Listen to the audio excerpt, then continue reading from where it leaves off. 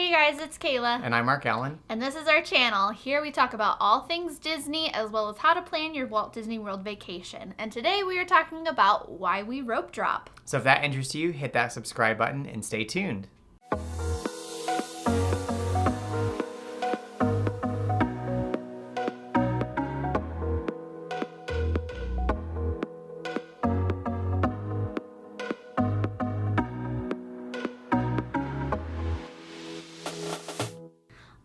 Guys, so we are gonna start kind of like almost like a little mini series of all about rope drop. So I know a lot of you are trying to plan some future vacations, and which means your fast pass days are coming up, which means you're gonna have to come up with some kind of fast pass strategies. But along with that, it's also really important to do what's called rope drop. So what is rope drop? Well, rope drop is really where you get to any of the four parks before it actually technically opens. And the whole point of this is really to try to get as many attractions or rides knocked out that you can before a lot of people get there to the parks and the lines get super long. Now, kind of a common, almost like misconception, I guess you could say, that a lot of people think is like, why do they call it rope drop? There's not actually a rope. You're right. There's not. But a lot of times, at least in our experience, what they will do is they'll have like cast members almost like lined up. The cast members are like the rope. And then like as the park opens or like before the park, they'll like gradually like move closer and closer to the rides kind of thing. And then they'll guide you. So it's almost like when that park opening happens, then they're just kind of like, then they step to the side and it's like this mad rush of people. Sometimes they do have a literal rope that will like close off certain lands in each park or a different area.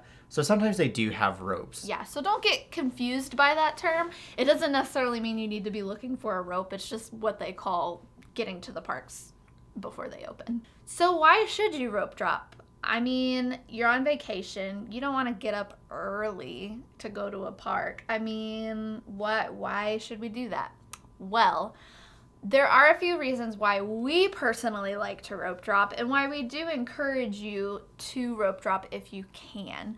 Kind of the first and like, I guess the biggest reason for us is we just really like that feeling of like, there's just this certain energy, this like really like excited, ready to go energy that happens first thing in the morning. Everybody's anticipating, and then you walk in, and especially like with Magic Kingdom, you walk in and you see that castle and there's like hardly, depending on where you are in line, there's hardly any people in front of you, and it's just this really magical kind of feeling that you still get later on in the day, but the energy level I feel like is just a little bit different first thing in the morning. Yeah, I would totally agree with that. Honestly, the mornings are one of my all-time favorite things that we always do on our Disney trips. And something about those mornings is that it's usually a little bit cooler. You know, people are like still waking up, so they're typically not super grumpy. And you can honestly get a lot of the things knocked out very, very quickly. And so it kind of just allows you to just take the afternoon when it's hotter and just slow down a little bit.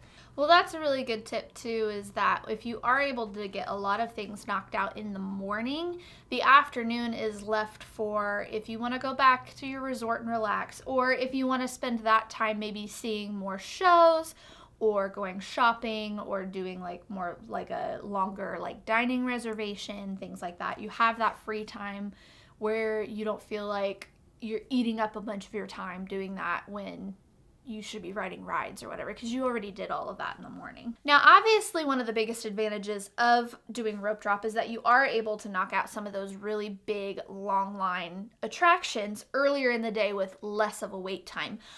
This is really important, especially, again, for like parks like Magic Kingdom, where there isn't, like, there's so many rides. Yeah. And there's a lot of them that have some pretty long wait times, so that, and with your fast passes, you only get 3. And so it's kind of one of those, like, maybe you got 3 of whatever, but then there was this other attraction that you really wanted to ride that has a longer wait time usually, it's a good opportunity, almost like I call it like a bonus fast pass, because depending on, again, how early you get there, it almost feels like a fast pass. Yeah. Because a lot of times you just get to walk right onto the ride, which is really, really cool. Another thing with rope drop is that there's typically less people in the parks. A lot of people are having that mentality of, we're on vacation, I don't want to get up super early and have to worry about, getting the kids up and things like that. And so with that in mind, there's less people in the parks. So if you aren't a big attraction person or ride person, this can actually be a really great time for you to get those really, really good pictures with not a lot of people in the background. So like a lot of times now, granted, the parks will still be busy. I mean, it's literally a mad rush of people. So don't be mistaken that, I mean, there will be people. The parks are not going to be empty. But say you are somebody that you are a morning person, you like that energy, you just want to get to the park and get ready to go. But again, like if you're not crazy about tons of rides, then that's a really good time. Like if you want to go take a picture in front of the castle, there's going to be significantly less people in front of the castle because they're all rushing to ride rides at that time. But like another one of the places that we like to go, because we always will rush Peter Pan in the morning because there's nobody back in that area. We love to go take pictures by the Tangled restrooms because there is no one back there. Yeah. Like nobody goes back there first thing in the morning. And so that's a really it's a great way, or even in Epcot, there are not all of the pavilions, but some of the pavilions are open to walk through. The shops and things won't be open, but like we always love to go to Canada and the UK and just like walk around with no people and get some cool pictures or video, or just walk around World Showcase with no people, which it just gives it a different feeling. Yeah. So that's another advantage of doing rope drop, even if you are not way crazy into the rides. Yeah. But you still want to get to the parks early. Yeah. The other nice thing about rope drop is that the PhotoPass photographers are available in all 4 parks during extra magic hours. So if you're rope dropping EMH, all those photographers will still be available for you to take pictures with. And keep in mind that if you don't have the memory maker, you can always give them your phone, or if you happen to have a camera, they'll be glad to take pictures for you. All right, and the last thing that we want to talk about in this video is kind of just some tips for rope drop, of at least what we prefer to do. Now, granted, every family is different and everybody likes to do things differently, and that's totally fine. We just wanted to give you some tips that we always like to do to help us kind of make the most of rope drop. So the first thing, and this is kind of the one thing that I feel like we're a little bit crazy for doing this, but we are the kind of people that we like to be the first one in the park, like the front of the line. And so to do this, we will literally get up and be out of the door, usually by 5 or 6 o'clock in the morning, depending on what time the park's open, if there's EMH or whatever. Yeah. But like we're usually the first people in line. But you gotta get up really early to do that. And if that's not your thing, that's okay. But if you want to really be that first person in line, you gotta get up early. Yeah. So for example, if a park is opening at 8, whether it be for EMH or just regular park hours, we are oftentimes out of our room by 6 or a little after, and we're on our way to the bus stop or whatever transportation is applicable in your case. And the reason for that is because we like to make sure that we allow plenty of time for transportation, because we usually like to get to the park around an hour before it opens. Usually with that being said, that usually will get you, if not one of the first people in the parks, shortly after. Now, a lot of the tips that we are sharing probably honestly won't really apply to Hollywood Studios, because that's a whole nother thing, which we will talk about in another video. Yes. So then the next tip This one, again, it's going to depend on your family and like what you guys need to bring to the parks. But for us, we really try to limit the amount of items that we are bringing with us. So in our bags, we usually try to carry as small of a bag as possible with the least amount of items that we know we like absolutely need. And then we have those bags unzipped, ready to go, ponchos pulled out, or not ponchos, rain jackets pulled out so that they can very clearly see in security what is in our bag. So it makes it just so much more of a breeze to get right on through. Because I know there have definitely been times where people will come and they have like 3 or 4 bags with them, and they are in that security checkpoint forever. Yeah. And it just makes it frustrating for you. It makes it harder to like get to that front of the line like you wanted. And so if you're doing like extra magic hours or earlier in the day, try and limit the amount of things that you're bringing with you. And then if you need more things later on in the day, maybe make a trip back to your hotel. Granted, totally understand if you have little ones, you got to bring like the diaper bag and all of this stuff. I get that. But if you're able to, the less that you bring, the faster you will get through. Another big pro tip about rope drop is actually the turnstiles themselves. Now, of course, if you've been to Disney before, they're not actually turnstiles. They're the little magic band readers that you just stick your magic band up to.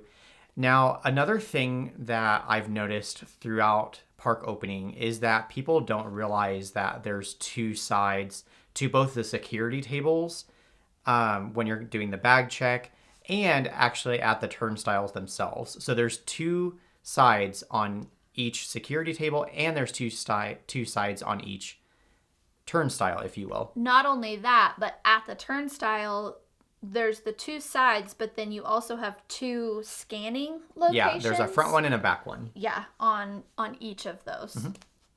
So the biggest thing with those is don't follow the crowds. A lot of times there will be a buildup where people will think, oh, like we have to go in this line because this is the line everybody is in. Don't do that. Like literally there will be oftentimes where there will be nobody at a particular security guard or at a particular scanner, just because it looks like there's like you aren't necessarily supposed to go over there. Try it, because you probably will get in a shorter, faster line. And like I said earlier with the 2 scanners, if the person in front of you goes to like the furthest scanner or like the one furthest from the park kind of thing, then you are allowed to go around them and scan your magic band on the other one. So like you are allowed to use both of those at the same time. So if they don't go all the way forward, just walk around, because you will both be getting in the park at the same time. Yeah. So that's another pro tip. Don't follow the crowds. Find the shorter line. There usually is one. All right, well, that's pretty much everything for this video. We are going to be doing a few more kind of like our morning strategies. So we're going to break down each park and talk about what we like to do in the mornings, like what our kind of our fast pass strategy is, what our rope drop strategy, breakfast, things like that you would need to do in the morning. So this kind of gave you that general rundown of like, what is rope drop? What is this thing I hear people talk about all the time? And hopefully we gave you a few good tips to kind of get you started with your planning. If you enjoyed this video, make sure you give us a big thumbs up. And of course, subscribe if you are not already. That way you don't miss out on the other videos in this series, as well as any other videos that we do. We do a lot of trip vlogs. We do a lot of vacation tips. We do kind of just some other fun and random things here and again. So if that interests you, make sure you hit that red button down below. And of course, as always, that is all we have for you guys today, and we will